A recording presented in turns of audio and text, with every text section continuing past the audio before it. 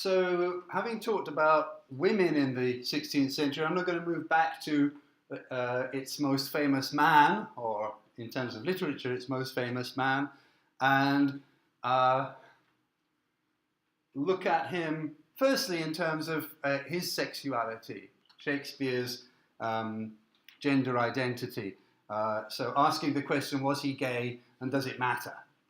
And then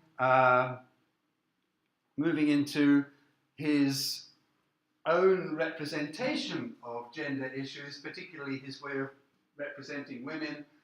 Some people feel that he gives a very negative presentation of women, that he hates women, and other people feel no, he's got some quite feminist stuff himself to say. So it's a little bit like the debate about whether he's a Catholic. Different people think about it very differently.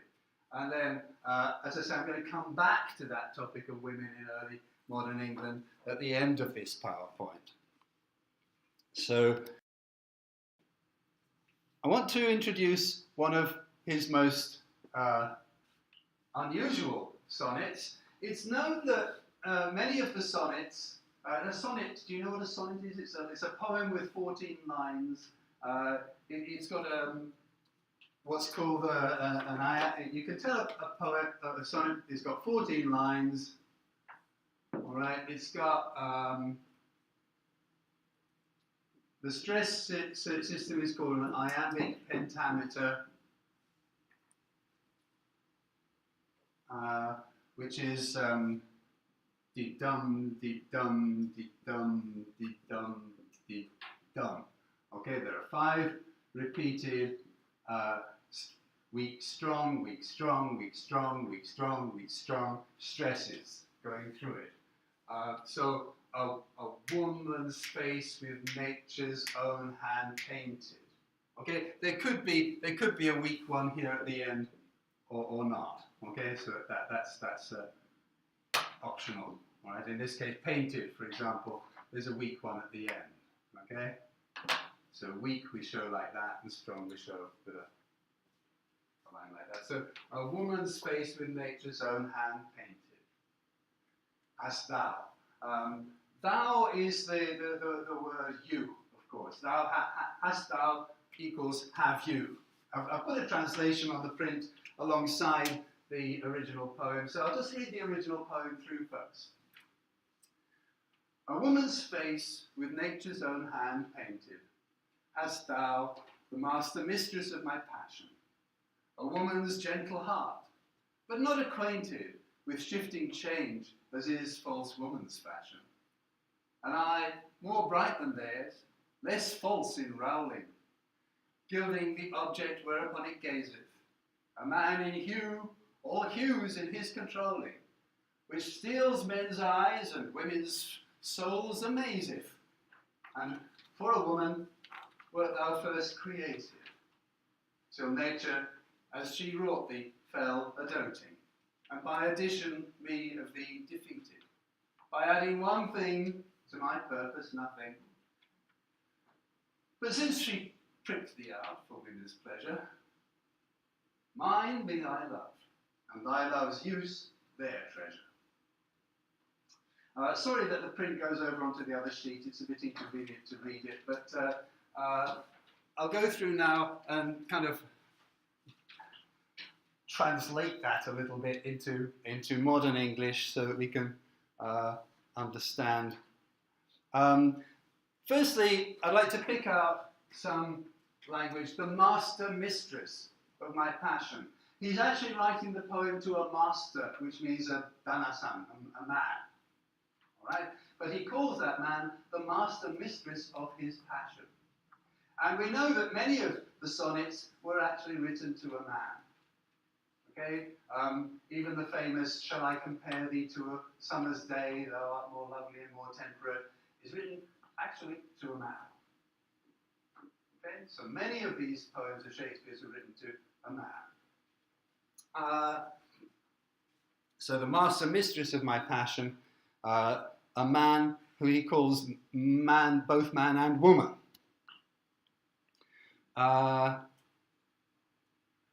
Sorry, where am I now?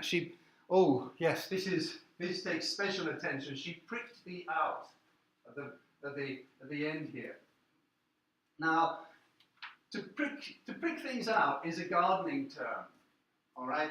You know, when you plant, do you know about planting seeds in gardens?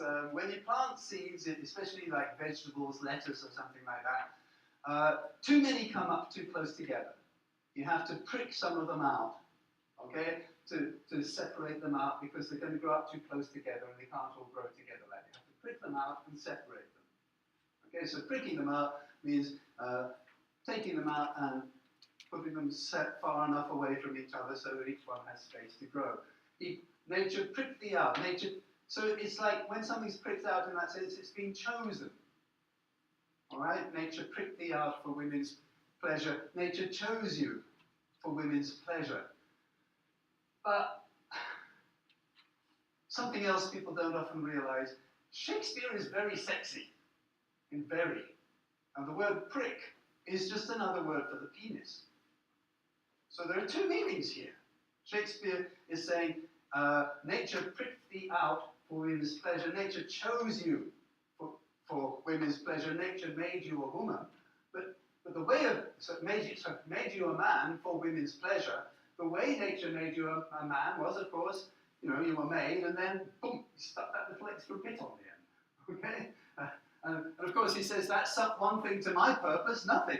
What am I supposed to do with that, you know, because I'm a man, okay? I wish you didn't have that bit, all right? So, yes, it's very, very directly sexual, okay? And we'll find that this period is very openly sexual. It's something that people often don't, they think that, oh, the early modern period, they must have been very keishiki and, you know, something like that. There's an awful lot of sex. They were probably much more open than the Victorians, okay? And even more open quite often than people today about sexual matters. So here we have it, a poem written to a man, and let's just go through and see what it's saying. You, the master mistress of my passion, you have a woman's face painted with nature's own hand. You have the gentle heart of a woman, but you don't know the shifting change that's common with false women. Your eye is brighter than theirs, but not as falsely roving. It lights up the objects that it looks upon. You're a man in appearance, one who controls all others, and who catches the attention of men and the souls of women. You were made to be a woman, until nature, as she made you, fell in love with you. And made it impossible for me to win you by adding something quite unsuitable for my purpose. But since she chose you to be for the pleasure of women, may your love be for me, even if the act of loving you is for them.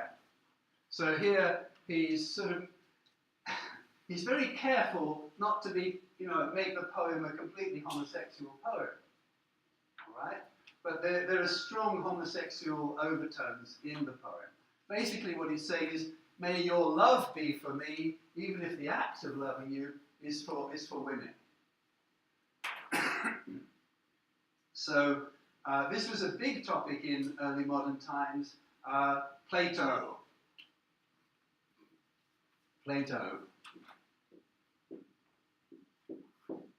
And what we call Platonic love.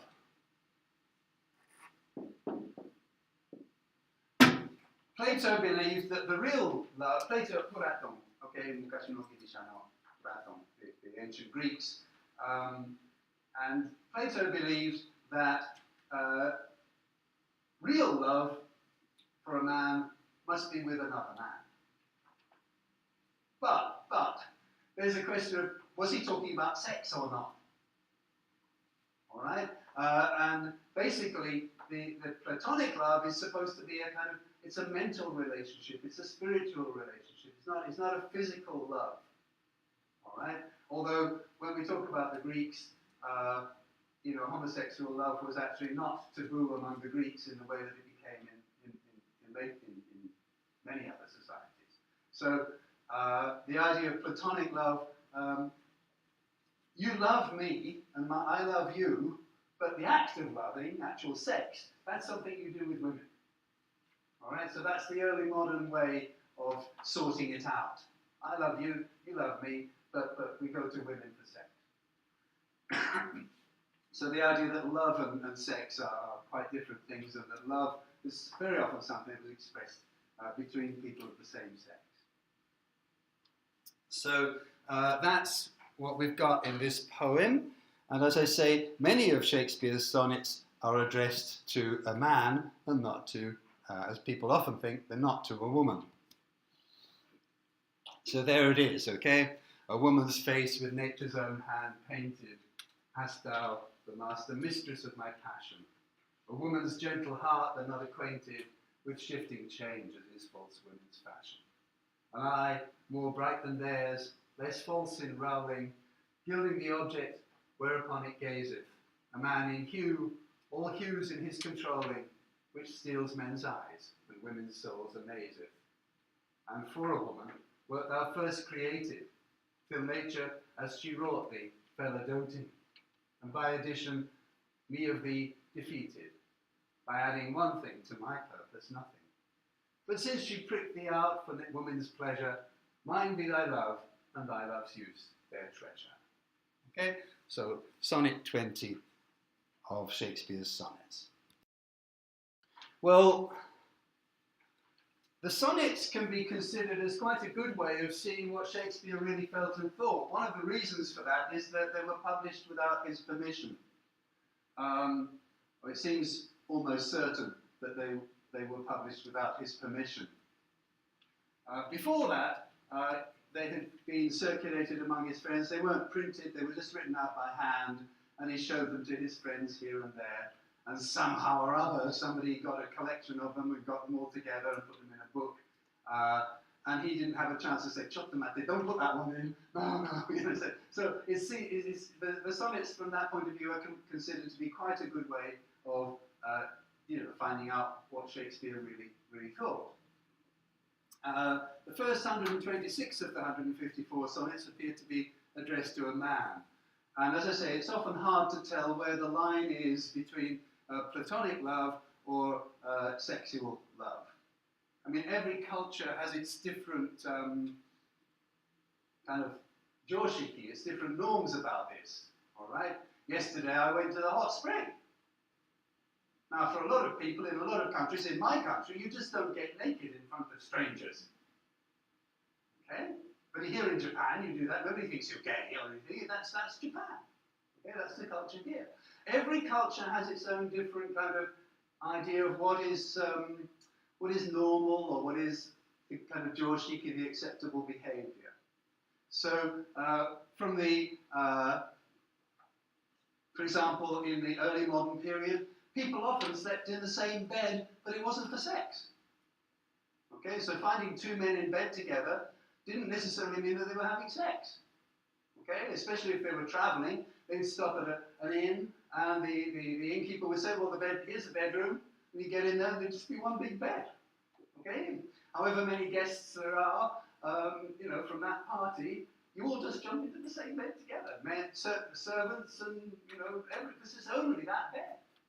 Right? In fact, very often the bed was the most expensive thing that people had in their house. Okay, beds were expensive, and you couldn't have several beds. Okay, so we have to be very careful when we're thinking about, is this sexual or is this not? Okay. Now, the people who want to explore this and find, well, who was the person that he thought was, more perfect than a summer's day? Who is this person that he was pricked out for women's pleasure? They look at the dedication of the poems to W.H., which could be Henry Wriothesley, it could be William Herbert.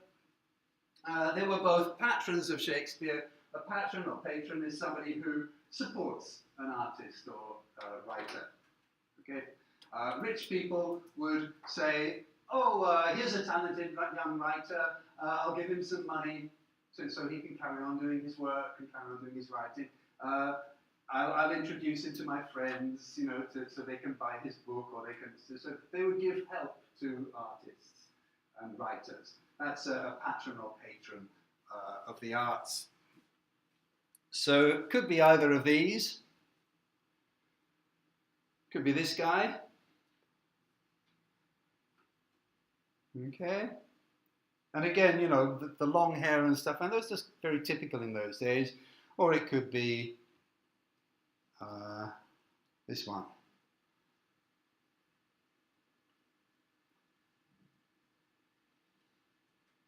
Okay.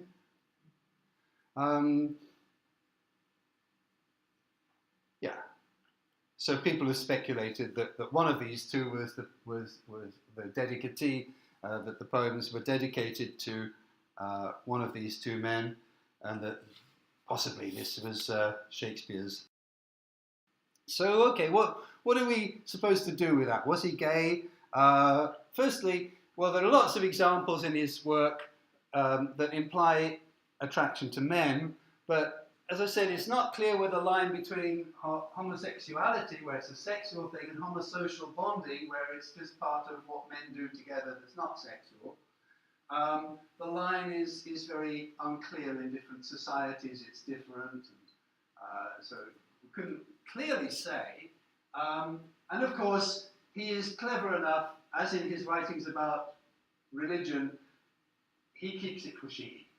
He doesn't say anything that's kind of really going to be absolutely clear. That's not the way Elizabethan society works. They're fairly open about things. They talk about things. They imply things fairly openly, but they keep themselves separate. Okay? That's on the page. I'm my own person. Okay? What's on the page and who I am, that's not the same. So it's not clear really, does he cross the line or not? And of course poetry could be a form of fiction. You know, we don't suppose that Shakespeare was suicidal just because he writes about Hamlet wanting to commit suicide. So perhaps we shouldn't suppose that he's gay because he writes about homosexual love in his sonnets. You know, I think we should be careful about how we look at those kinds of things. So that's the first question, you know, was he gay? And the second question, does it matter? And I don't think it matters at all. It's like was he a Catholic or not? You know, for me, that's not what's important about Shakespeare. For me, what's important about a writer is what they wrote,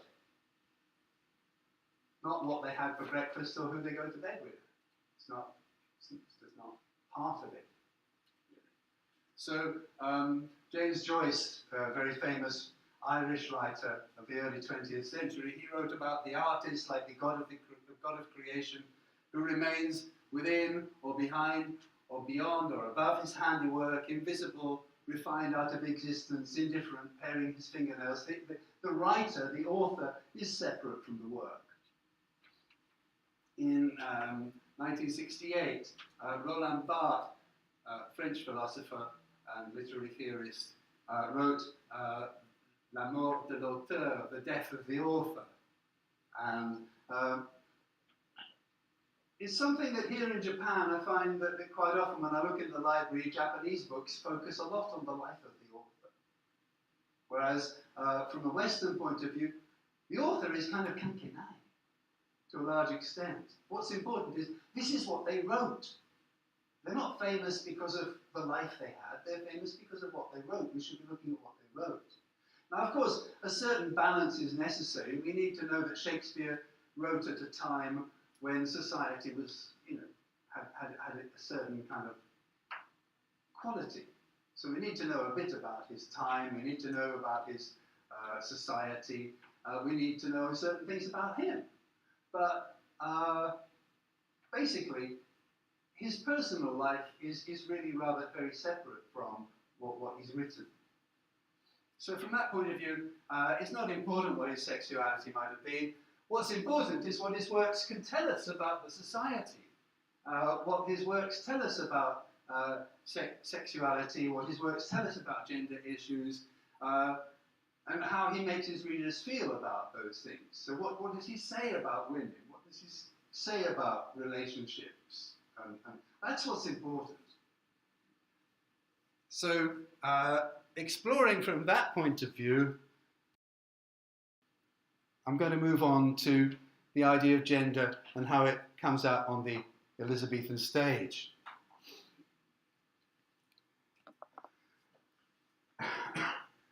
We need, of course, just as when we're thinking, in Japan about Japanese theatre from this sort of period, and even now in Japanese theatre, kabuki and so on, the roles of women were taken by young men or even boys. So that opens up, if we're just thinking again a little bit about Shakespeare himself, that opens up the possibility that what he was attracted to was those men when they were dressed up on the stage and feeling, that's a man up there on the stage, but that man that's dressed like a woman and made up like a woman, for me, is a more perfect woman than any woman I've ever met. Okay, so that's another possible dynamic that might have been going on with him. But as I say, we want to get away from Shakespeare and what he himself may have felt. We want to look at what the works are telling us. So it's beyond Shakespeare's control. And in his lifetime, women's parts have to be taken by men. He can't control that. He can't change that. He can't do anything about that. But inside that, it's interesting what he does. He introduces lots of cross-dressing. You get a character that's a woman, in other words, it's a boy dressed up as a woman, who then takes on the part of a man inside the play. Okay? And he does this a lot, so much so that you feel, well, there's a message going on here about sexual identity and gender roles. It's obviously an important part of his drama. So, for example, in The Merchant of Venice, you've got Portia. She's a woman. She dresses as a judge, and her maid dresses up as her apprentice, the apprentice to the judge. And in the same play, Shylock's daughter, Jessica, disguises herself as a boy, so that she can run away with her Christian lover.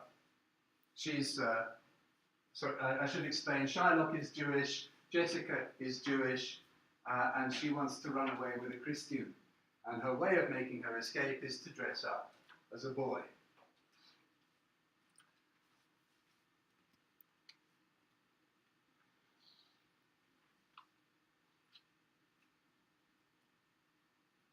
Twelfth Night, we've got a very long episode of a transsexual role. Viola disguises herself not just as a man, but as a eunuch. Now, a eunuch is a man with no balls. Okay? It used to happen in medieval times. They would remove the testicles for boys who had particularly beautiful voice. Okay? So that they could carry on through their life singing in that beautiful way. And we think, well, that's a real deprivation of human rights. We think about it now, but they didn't think about it like that in those days, so it would happen. She disguises herself as a eunuch. And she falls in love with the Duke, Orsino,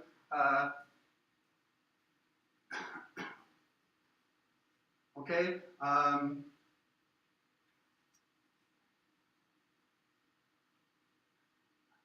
This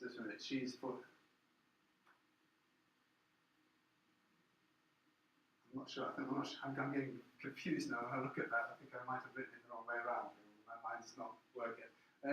She falls in love with the Duke, that's right, she's pretending to be a man, and she's falling in love with him, and he thinks, I can't fall in love, this is a man. Okay? And Olivia is falling in love with her, thinking that she's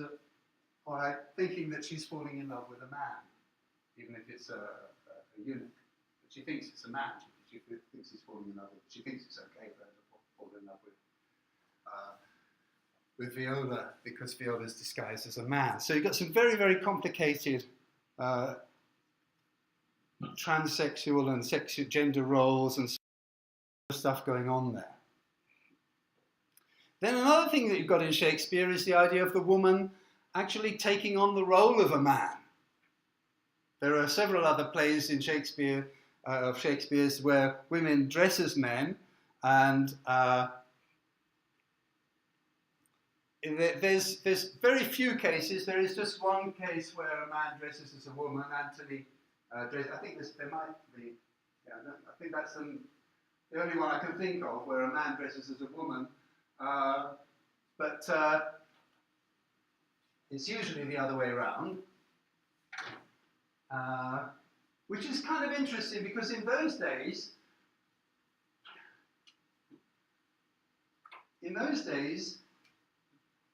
it was much more taboo for a woman to dress as a man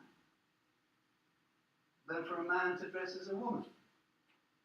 In those days, if a man went out in the streets dressed as a woman, people would just think, ah, ha, ha. Okay? But if a woman dresses as a man, it's like, she's trying to take our position. She's trying to take control. She wants power. She's trying to take over men's power. So women dressing as men could be quite strictly punished. Okay? That was much more taboo than men dressing as women. So women dressing as men are seen as taking on the man's role, usurping the man's role. And we've got several plays in Shakespeare where not just by dressing, but by behaviour, women take on the role of the man. They take on the man's position. So that Katharina, in The Taming of the Shrew, she's a woman who's acting like a man. Portia in Julius Caesar, Lady Macbeth in Macbeth, who are actually quite similar to each other, they're saying, you know, look, especially Lady Macbeth to her husband, look, you're just such a weak man. I'll show you how to be a real man. Okay? She actually says unsexually here. She uses these, she famous, take away my womanly sex so that I can really be, like a man and do all the things that men do. In this case, violent, cruel things. Okay, so she takes on the man's role. She wants to lose her womanly qualities of kindness and compassion. And they're pushing their husband on to kill the king or kill the leader of the country.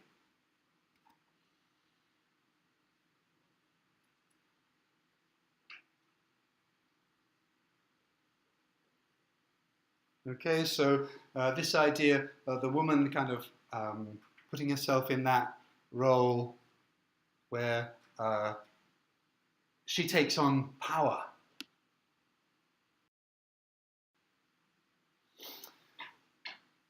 All right, so I said I would come back again to women, in a more general sense, women in that period.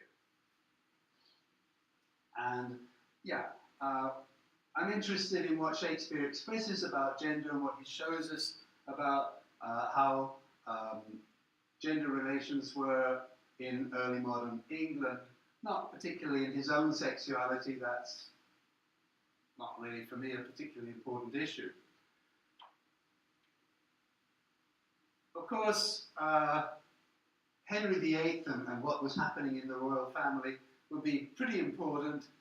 His divorce of Catherine, breaking away from the Roman Catholic Church in order to have a son who would take the throne. All of that, coupled with the fact that in the end, it was his two daughters who had the big impact, especially Elizabeth, who had a long and successful reign. So his son actually died, as we talked about. His cousin, I put she was just deposed after 11 days. I think that's wrong. She's the 9-day queen. I think it should be 9 days.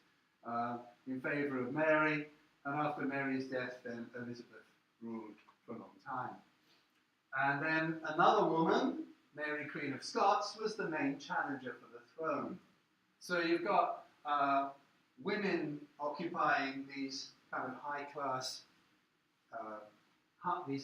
women occupying these tremendous positions of power, which is a sort of anomaly, a kind of curious fact about this period, which was so much about male power, and you've got these powerful women at the top of the hierarchy.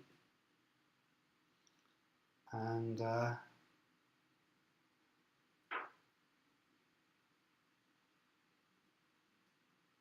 yeah, okay. Sorry, this is to an extent this is repeating, isn't it? Stuff that I said in the previous presentation. So I want to move on from this fairly quickly. What I want to get onto is women in those other roles. So let me just. Yeah, sorry, we've already we've been through all of this. So in the other presentation, so I won't go through that again. Sorry.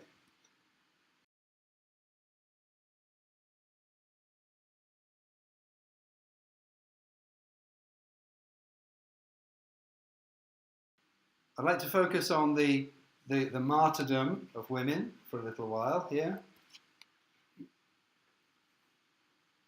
This was a time when people could be put to death for their beliefs, men and women, of course. And as we said last week, talking about Shakespeare and religion, his cousin was put to death in a horrible way for harbouring a priest. Now, these women who died for their Protestant beliefs in the time of Henry and Mary, these women were very strongly, very highly praised and very much remembered as martyrs by the Elizabethans and Jacobeans. Jacobeans means the early Stuart period, time of King James in the early 17th century, which we'll be looking at later on. So Anne Askew was perhaps one of the most famous, and she is probably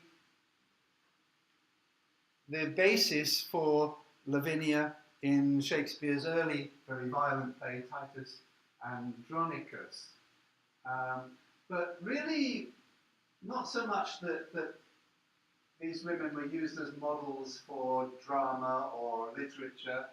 Really, the significance of them is that they shaped the early modern idea of what women were. Female identity in the early modern period is influenced very much by the way in which these people died. They were very brave in the way that they met their death, some of them, and that was used as a kind of political tool to shame men. You mean, you're complaining? Look at what those women could put up with. Can't you even do that? All right? Can't you even suffer like a woman? How can you be a man? So men had no right to complain, and to be a true man, you had to be able to suffer like a woman. So we're bringing back the idea of suffering that we were talking about last week. So it was 2 weeks ago that we were talking about Shakespeare. Sorry. So anyway,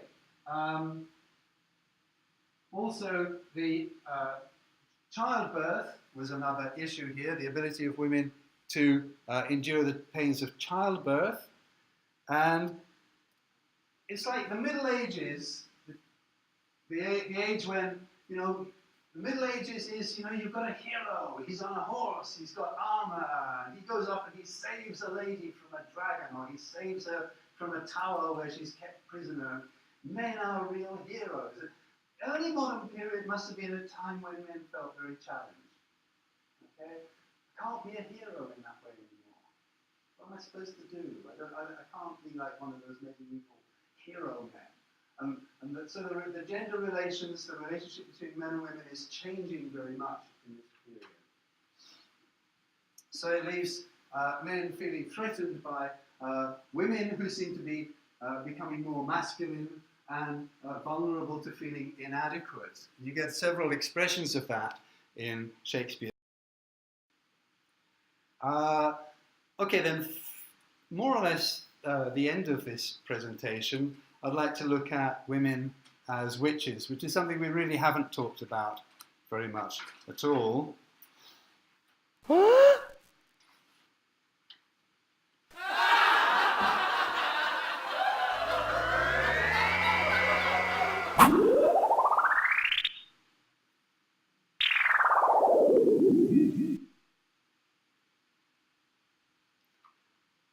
And that's pretty much the way it seems to us, you know, a bit of fun, just witches, kind of funny topic, okay? We don't really take it serious. I mean, you don't believe in witches, do you? I mean, do you believe in Santa Claus? Okay? Come on, let's be reasonable here. There aren't any witches. But for people in Shakespeare's time, there were. This was real. Okay? It wasn't a joke. It wasn't a bit of fun. It wasn't kind of Halloween parties. It was reality, as far as they were concerned. In the 1580s, in Shakespeare's time, 64 people were tried as witches. 53 of them were found guilty and hanged. Okay? Just for example, that's a big trial. There would be occasional ones going on quite frequently. These big ones where dozens of people were being accused were less usual. But this is going on in Shakespeare's time. It's well worth thinking remembering that King James came on the throne in 1603. This is moving on, I know, into the 17th century a little bit, but the stories are connected so much. Shakespeare was still alive, still writing plays at that time after Elizabeth's death, and his play Macbeth was written exactly for King James, to keep James happy. And in the real story of Macbeth, Macbeth is like most of Shakespeare, he takes the story from somewhere. In this case, it's a true story. He changes it a lot. Macbeth was a much better king than he comes across as in the play. In reality, the real Macbeth was a good king. But there are no witches in the original story. He puts the witches in because he wants to keep the new king happy. And the new king wrote a book about witches. So I've got a play that's got witches. So you must be really happy with my play, yeah? It's got witches in it. And you believe in witches, the new king, so you're going to like my play. So he put the witches in there as a way of pleasing the new king.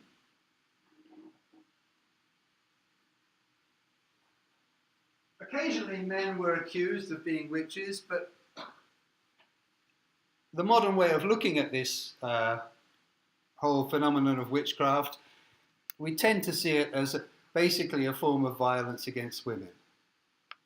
The witch hunts show a fear of women, partly because women were supposed to be carnal, fleshly, lustful.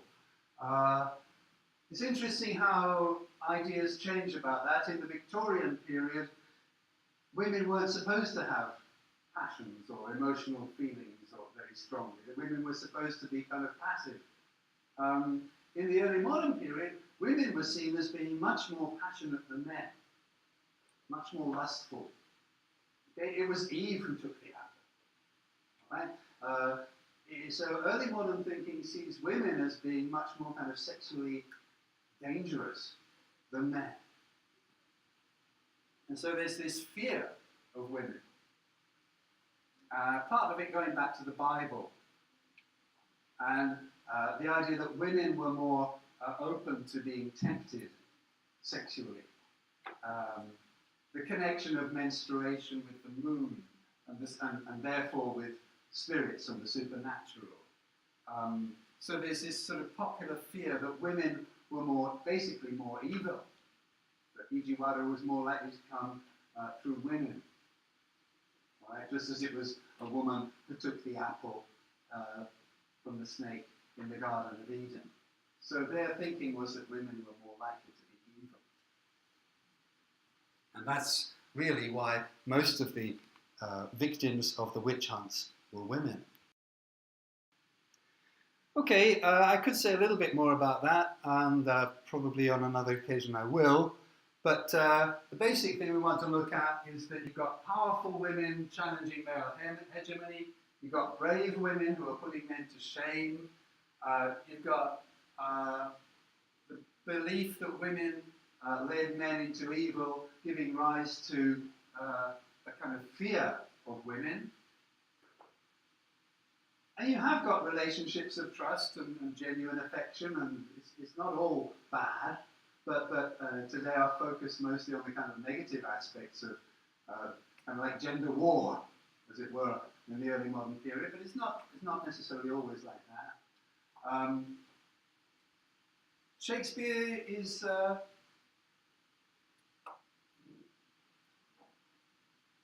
fascinating in the way that he reflects all of these kind of gender bending and all these kind of sexual roles and gender identities. I don't think that focusing too much on what it says about Shakespeare is particularly useful. I think it's better to think about it in terms of what does that say about the society, what does that show us about how people thought in those days. And also because Shakespeare is basically, literature is something to think about. It's not something where you go for answers. You go there to stimulate yourself to have the questions. Okay? Like the religious questions, it's not about is Shakespeare Catholic or is he Protestant. It's about, wow, that really makes me think about all these religious questions. Wow, he really is kind of forcing me to think about all of that. And the same thing would go for the way that gender issues are presented. It makes you think about what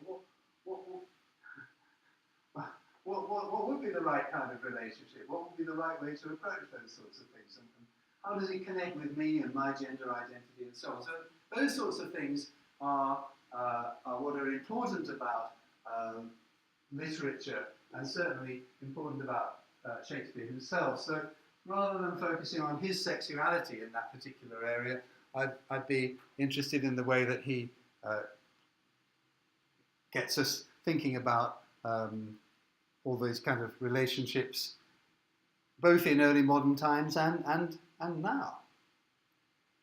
So that's about it really for that.